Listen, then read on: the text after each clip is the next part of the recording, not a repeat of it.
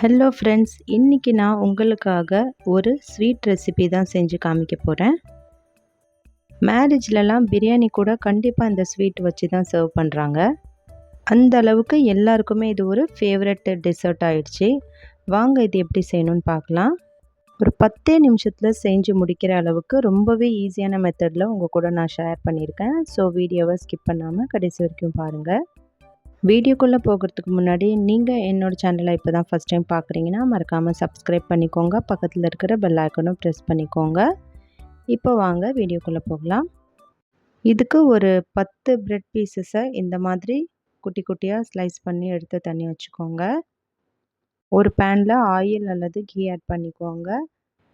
இந்த bread பீசஸை golden brown ஆகிற வரைக்கும் ஃப்ரை பண்ணி எடுத்து தனியாக வச்சுக்கலாம். இப்போ ஒரு கடாய் எடுத்துக்கோங்க. சுகர் சிரப் ரெடி பண்ணிக்கலாம். 1 கப் அளவுக்கு சுகருக்கு 1 கப் அளவுக்கு வாட்டர் ஆட் பண்ணிவிட்டு நல்லா மிக்ஸ் பண்ணி விட்டுக்கோங்க. இதோட மெஷர்மெண்ட்லாம் நான் ஸ்க்ரீனில் கொடுக்குறேன், டிஸ்கிரிப்ஷன் பாக்ஸ்லேயும் கொடுக்குறேன், செக் பண்ணிக்கோங்க.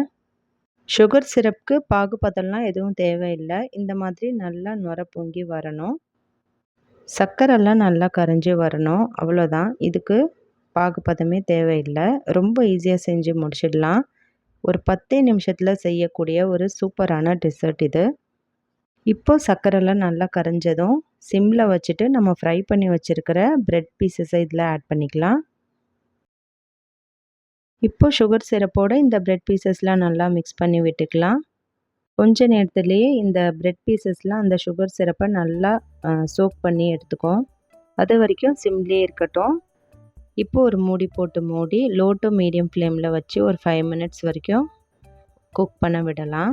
இப்போ பாருங்கள் எந்த மாதிரி நல்லா இறுக்கி வந்துடுச்சுன்னு. அந்த சுகர் சிரப்பே தெரியல இல்லையா, அந்த அளவுக்கு நல்லா மிக்ஸ் ஆகி வந்துடுச்சு. இந்த ஸ்டேஜில் நம்ம பால் ஆட் பண்ணிக்கலாம். 1 கப் அளவுக்கு நல்ல திக்கான பால் இதில் ஆட் பண்ணிக்கோங்க. உங்களுக்கு தேவைப்பட்டதுன்னா இன்னும் கூட நீங்கள் ஆட் பண்ணிக்கலாம். எனக்கு இந்த அளவுக்கே கரெக்டாக இருந்தது. அந்த பாலும் சேர்த்துட்டு நல்லா மிக்ஸ் பண்ணி விட்டுக்கோங்க. லோ டு மீடியம் ஃப்ளேம்லேயே வச்சுட்டு குக் பண்ணிக்கோங்க. அவ்வளோதான், ரெடி ஆயிடுச்சு. இப்போ நம்ம தாளிச்சிட வேண்டியது தான். ஒரு பேன் எடுத்துக்கோங்க. அதில் ஒரு 2 டேபிள் ஸ்பூன் அளவுக்கு கீ ஆட் பண்ணிக்கோங்க. உங்களுக்கு தேவையான நட்ஸ் ஆட் பண்ணிக்கலாம். பாதாம், முந்திரி, பிஸ்தா, வால்நட் உங்களுக்கு என்ன வேணுமோ ஆட் பண்ணிக்கலாம். என்கிட்ட பாதாம், முந்திரி அப்புறம் சாரப்பருப்பு இருந்தது. 3மே சேர்த்துட்டு நல்லா கோல்டன் ப்ரௌன் ஆகிற வரைக்கும் ஃப்ரை பண்ணிக்கிட்டேன். இதே பிரெட் ஹல்வாவை வேறு ஒரு மெத்தட்லேயும் செய்யலாம். அதோட லிங்க் கூட நான் மேலே ஐ பட்டனில் கொடுக்குறேன், மறக்காமல் செக் பண்ணிக்கோங்க. அவ்வளோதான், நம்மளோட ஃப்ரை பண்ண நட்ஸ் எல்லாம் நல்லா கோல்டன் ப்ரௌன் ஆகிடுச்சு. இப்போ நம்ம இந்த ப்ரெட்டில் இதை ஆட் பண்ணிக்கலாம். அவ்வளோதான், நம்மளோட டேஸ்டி அண்ட் எம்மியான பிரெட் ஹல்வா ரெடி ஆகிடுச்சு. எவ்வளோ ஈஸியான மெத்தடாக இருக்குது இல்லையா? கண்டிப்பாக நீங்களும் ட்ரை பண்ணி பாருங்கள். இந்த வீடியோ உங்களுக்கு பிடிச்சிருந்தா மறக்காமல் ஒரு லைக் பண்ணிவிட்டு உங்களோட ஃப்ரெண்ட்ஸ் அண்ட் ஃபேமிலி கூட ஷேர் பண்ணிக்கோங்க.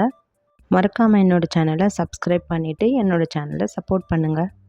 இன்னும் எந்த மாதிரி ரெசிபிஸ்லாம் உங்களுக்கு வேணும்னு என்கிட்ட நீங்கள் கமெண்ட்டில் ஷேர் பண்ணிக்கோங்க.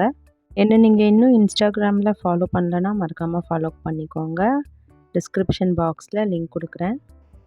இதை நீங்கள் ரூம் டெம்பரேச்சர்லேயே 1 வீக் வரைக்கும் ஸ்டோர் பண்ணி சாப்பிடலாம். ரொம்பவே டேஸ்ட்டாக இருக்கும். ஆனால் அது வரைக்கும் உங்கள் வீட்டில் இருக்காது, ஒரே நாளில் காலி ஆகிடும்.